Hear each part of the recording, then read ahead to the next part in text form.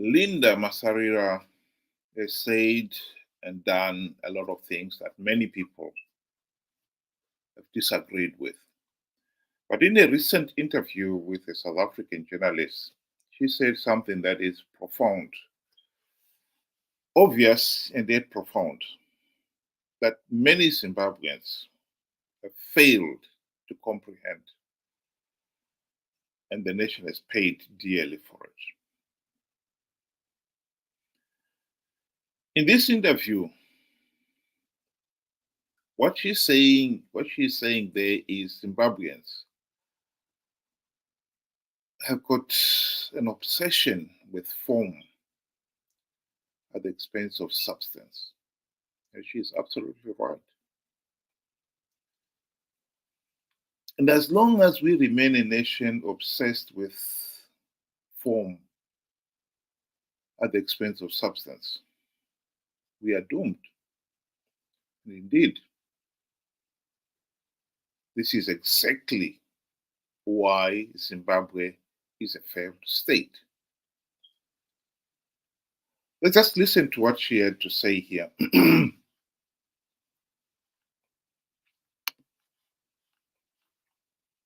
Yes, mate. Do you think Tendai can actually form a party and be successful? No, he can't.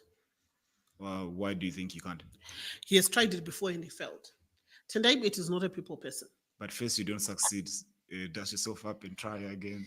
Tendai ana charisma. Vanhu vemuno they follow charisma. You know what will be charisma? Are you working? No, do not my insights on the Zimbabwean context. All right. If it was in a country where people listen to ideas and solutions, Tendai Biti would be a successful political leader because he's got the brains. But in nyika yedu ine vanhu vanonakirwa nekunzwa majokes nezvinhu zvisipo. Saka so long you're not that person achanosekesa vanhu parhali uchitaura nyambo uchidii, you will not succeed in this country. People don't have time to interrogate real issues. Vanda zvinhu zvingonakidza zveipapo ipapo. And that is why this country is not going anywhere. Welsh, I think anouraiwa ne location. Constituency that. That is very interesting indeed. But yes, wait. I think Tendai can actually form a party and be successful. Sorry. And I think we should interrogate that closely. What she's saying is correct. If we go back to the mid-1990s, the people of Zimbabwe made a consensus decision to elect opposition leaders who would implement the democratic reforms designed to end Zanu PF rigging the elections. And so when MDC was formed in 1999, they actually were riding on that wave, the popular wave for the need for democratic change. And Tsvangirai and company were elected. In fact, they named their own party, the Movement for Democratic Change, riding on that wave. And the people, for the last 24 years, have risked life and limb to elect those opposition leaders on the understanding they'll deliver those democratic changes. The truth of the matter is, as Linda is trying to say here, is that the people themselves have never interrogated. They've never questioned what are those changes we want, much less how are they to be implemented. They've left all those details to Tsvangirai. And if the truth be said, I think most of the MDC leaders had absolutely no clue what those democratic changes are. The few who did, notably Tendai Biti and David Coulthard, I think they did. They've got the brains. I agree with Masarira there.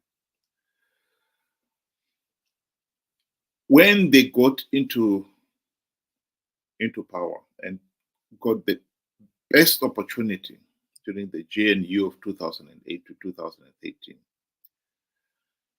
Mugabe bribed a lot, all the MDC leaders. And even those Tendai Biti, Vachinana David Coulthard, they too forgot about the reforms.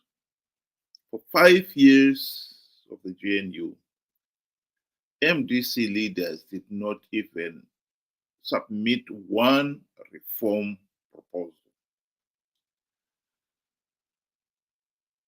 It's amazing. Some people have said, well, they didn't have the opportunity to do so. It's because, again, we come back to what Masarira was saying. You've never interrogated how were the reforms to be implemented. They never asked that question. And now you want to say, oh, they didn't have the opportunity. The opportunity was there. Any member of parliament, any senator or minister, deputy minister, the prime ministers, and the prime minister himself would submit a reform proposal. They failed him to submit even one. That 5 years. And at the end of it, SADC leaders tried to persuade them not to participate in the 2013 elections without reforms. But alas, MDC leaders would not listen. They went ahead and participated in those elections. And Zanu PF, as we know, blatantly rigged those elections.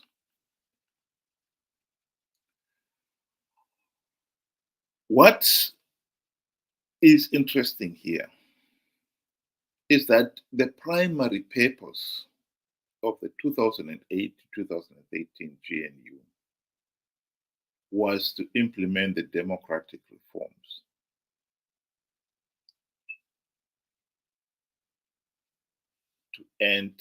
To stop Zanu PF rigging elections.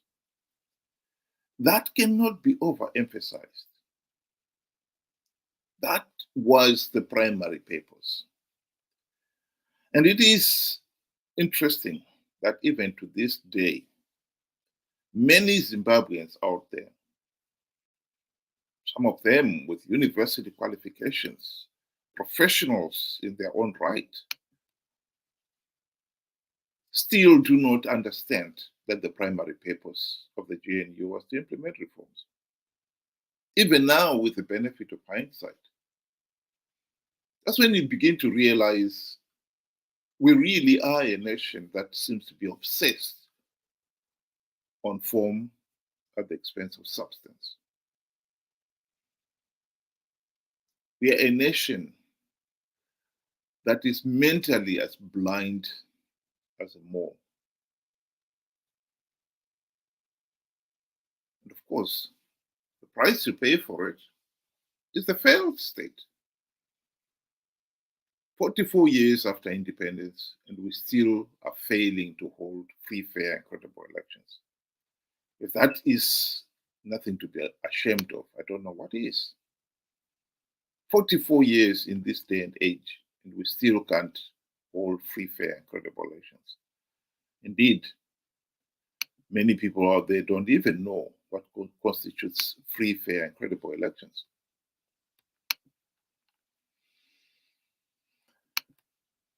But when you look at it, you've got to admit the real problem here, why we are in this sorry state, is our failure to separate form from substance, focusing on form at the expense of substance. David Coulthard and Tendai Biti, full credit to them. After the 2013 elections, they realized the sheer futility of participating in those flawed elections without reforms. And they tried to talk their colleagues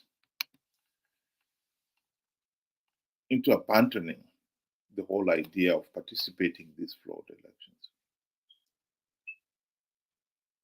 This is a quote from an interview that Tendai Biti gave in 2015, emphasizing the futility of participating in these flawed elections. David Coulthard, in his book, talked of the 2013 elections as well. And he too condemned the sheer futility of participating in these flawed elections. There is no doubt in my mind that these ideas were expressed to their colleagues, their MDC colleagues. But when there were no takers, they themselves abandoned them. In this quotation, David Coulthard explains why MDC leaders participated in the 2013 elections. They knew that the process was flawed, so illegal, that the only logical step was to withdraw.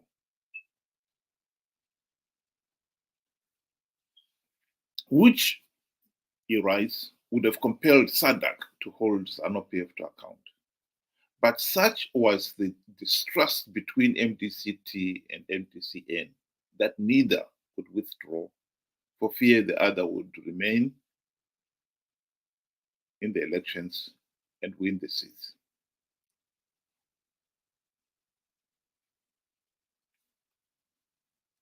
They knew that continuing to participate will give Zanu PF legitimacy.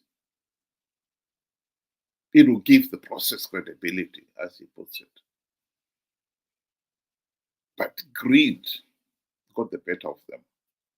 They still went ahead and participated because they also knew that Zanu PF was offering a few gravy train seats to those who participate. And this has been the theme of opposition participating in flawed elections in Zimbabwe ever since the GNU debacle. This cartoon has depicted that problem beautifully.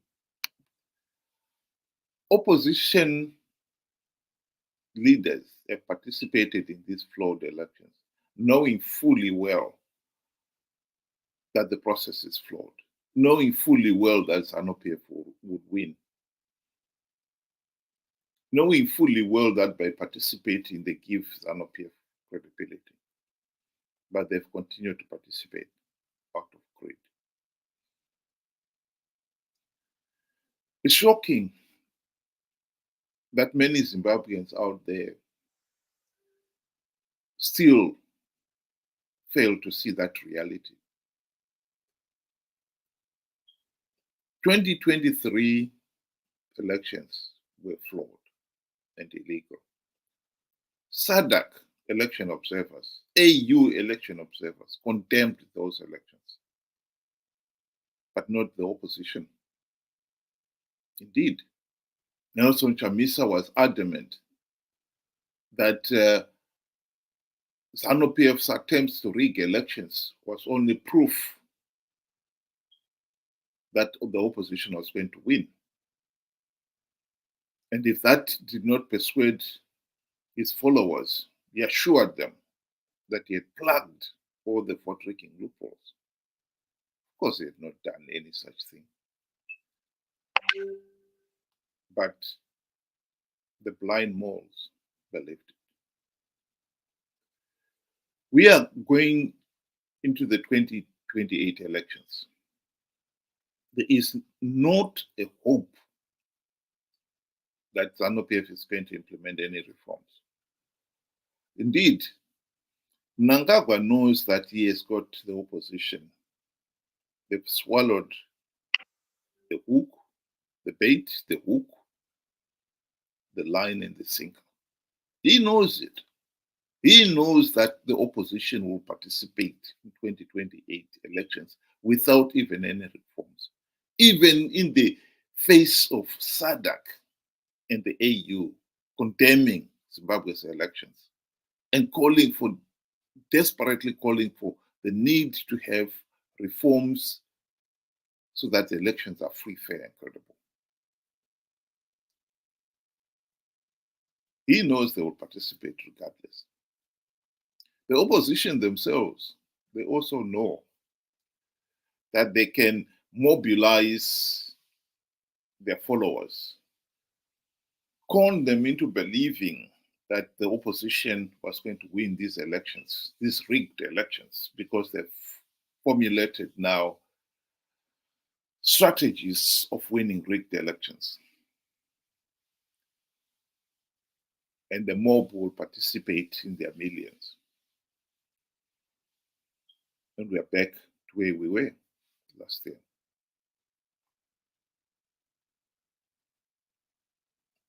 The failure to separate form from substance is at the heart of Zimbabwe. It's political, economic, and social crisis. As long as you've got an electorate that is so naive, so gullible, they'll believe even an idiotic lie like I've plugged all the vote rigging loopholes, when there isn't even a verified voter's roll. And what is more, even when events have shown that he was lying, the people are still willing to follow the same individual.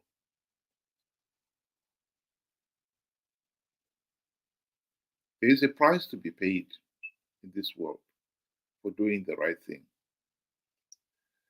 And there is also a price to be paid for doing the wrong thing. We have been blundering from pillar to post because we've not been paying attention at all. The very idea that we can have political leaders who will entertain us by telling us what we want to know all the time and will get out of this mess is so foolish that after 44 years of rigged elections, the penny should have dropped. But if it hasn't, maybe it will never drop. So this country is doomed. 2028 is coming. And at the rate at which we are going, it is almost certain that Zanu PF will rig those elections. The opposition will participate. And the opposition supporters will be conned into participating to give Zanu PF legitimacy. It's not rocket science to understand that. It's just that if you don't want to understand it, that is your problem. That has been our problem as a nation. And this carry on is the reason why we are in this mess. And we are not going to get out of this mess as long as we have got people who will not pay attention to detail. The right to vote is universal suffrage. But it doesn't mean that one should vote blindly. And so far, we have been voting blindly. The question is, when are we going to stop?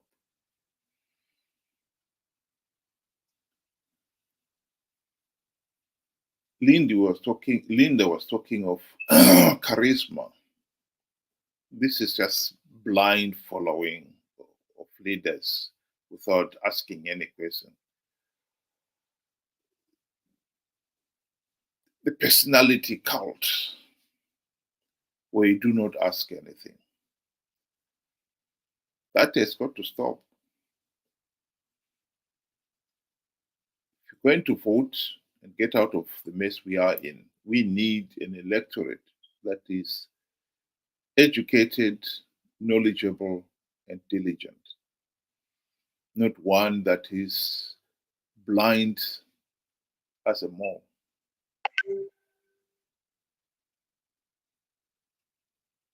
There is a way out of this mess.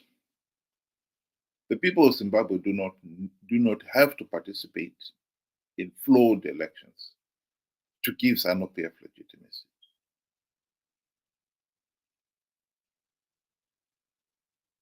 Why are you participating then? That is surely common sense. One does not need to have this repeated over and over again. You participated in 2013. The elections were rigged. By participating, you gave Zanu PF legitimacy. You participated again in 2018. By participating, you gave Zanu PF legitimacy. And each time, you are perpetuating your own suffering. Then you participate again in 2023. Well, if you participate again in 2028 for the same foolish reasons, well, unfortunately, the nation has got to pay the price for it. There is no other way out. Those who do not learn from the past will be forced to repeat the same foolish mistake over and over again and pay dearly for it with each pass. When are we going to stop this madness? It is madness. Make no mistake about it. You do not have to have a degree to understand that if the election process is so flawed, so illegal, that all you are doing is give legitimacy to the vote rigging Zanu PF, surely you should not participate. How many times do you have to make that mistake before you finally realize the sheer futility of it all?